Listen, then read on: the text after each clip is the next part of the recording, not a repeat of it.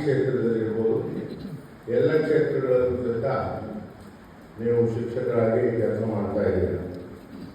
ನಿಮಗೆ ಇದೊಂದು ಹೊಸ ಪ್ರಯಾಣ, ನಿಮ್ಮ ಜೀವನದಲ್ಲಿ ಇದೊಂದು ಹೊಸ ಪ್ರಯಾಣ. ಯಾವ ರೀತಿ ಒಂದು ಹೆಣ್ಣು ಮಗಳಿಗೆ ಮದುವೆ ಆದ ತಕ್ಷಣ ತಂದೆ ತಾಯಿಗಳನ್ನು ಬಿಟ್ಟು, ತವರುಗಳನ್ನು ಬಿಟ್ಟು ಗಂಡನ ಮನೆಗೆ ಹೋಗ್ತಾರೆ, ಅದು ಒಂದು ಹೊಸ ಅಧ್ಯಾಯ ಪ್ರಾರಂಭ ಆಗ್ತದೆ. ಅದೇ ರೀತಿಯಲ್ಲಿ ನಿಮಗೆ ನಿಮ್ಮ ಜೀವನದ ಕೊನೆಯವರೆಗೂ ಸಹಿತ ಬೇರೆಯವರಿಗೆ ಮಾರ್ಗದರ್ಶನ ಮಾಡೋದು ಒಂದು ಭಾಗ, ಮಕ್ಕಳನ್ನ ಬೆಳೆಸೋದು ಮತ್ತೊಂದು ಭಾಗ. ನಾವೇ ಉತ್ತಮ ಪ್ರಜೆಗಳಾಗ್ತಕ್ಕಂಥದ್ದು ಅತ್ಯಂತ ಶ್ರೇಷ್ಠವಾದ ಮಾರ್ಗ, ಕೆಲಸ ಅಂತೇಳಿ ನಾನು ಹೇಳಿದ್ದೆ. ನಾನು ಸರಿ ಇದ್ದರೆ ದೇಶ ಎಲ್ಲ ಸರಿ ಇರ್ತದೆ. ಹೀಗೆ ನಾವುಗಳು ಸರಿ ಹೋಗಲಿಕ್ಕೆ ಈ ಸ್ಕೌಟ್ ಗೈಡ್ಸ್ ಬಹಳ ಉಪಯೋಗ ಆಗ್ತದೆ ಅಂತೇಳಿ ನನ್ನ ಅನುಭವದ ಮಾತನ್ನು ಹೇಳಲಿಕ್ಕೆ ಬಯಸ್ತೇನೆ.